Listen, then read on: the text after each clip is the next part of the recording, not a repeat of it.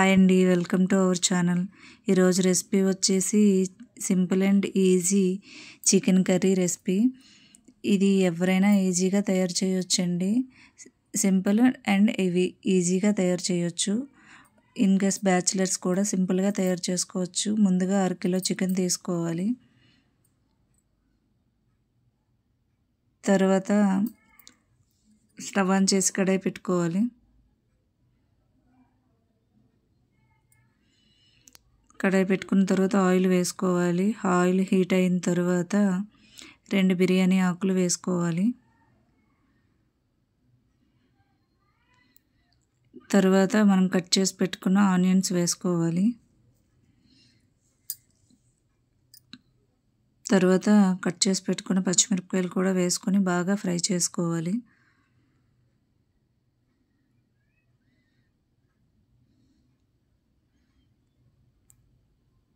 ఈ విధంగా ఫ్రై అయినప్పుడు ఒక 1/2 స్పూన్ వచ్చేసి సాల్ట్ వేసుకోవాలి. సాల్ట్ వేసుకోవడం వల్ల ఏంటంటే ఆనియన్స్ తొందరగా మగ్గుతాయి. ఈ విధంగా కలుపుకొని ఫ్రై చేసుకున్న తర్వాత అల్లం వెల్లుల్లి పేస్ట్ దంచుకొని వేసుకోవాలి.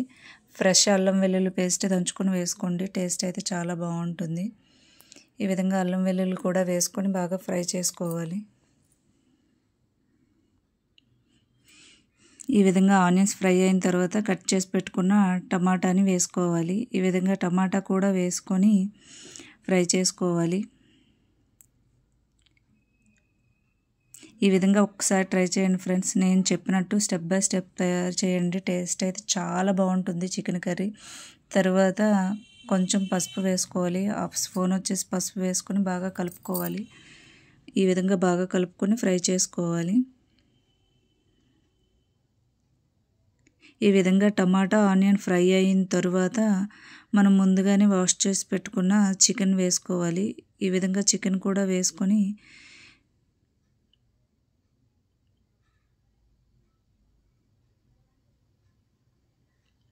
బాగా కలుపుకోవాలి.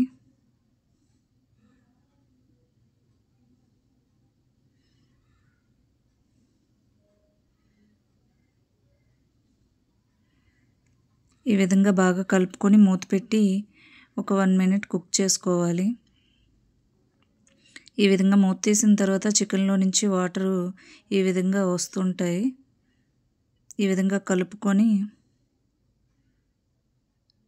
తర్వాత ఇందులో మసాలాలు యాడ్ చేసుకోవాలి. కారం, ధనియాల powder, chicken masala, kasuri methi, salt వేసుకొని మసాలాలంతా బాగా చికెన్కి పట్టించాలి.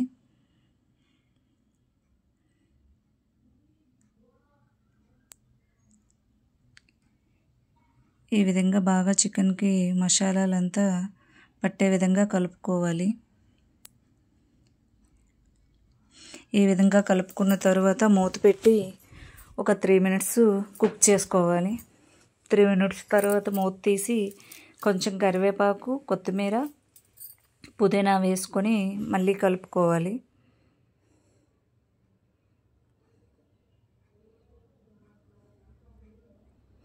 ఈ విధంగా కలుపుకొని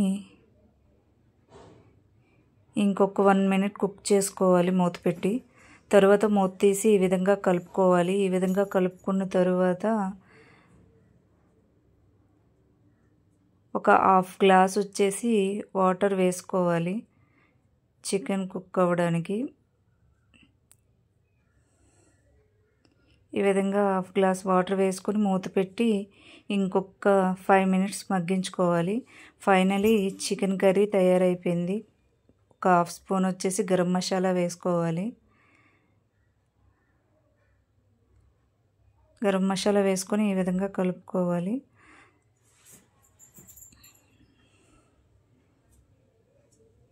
ఫైనలీ కొంచెం కొత్తిమీర వేసుకోవాలి.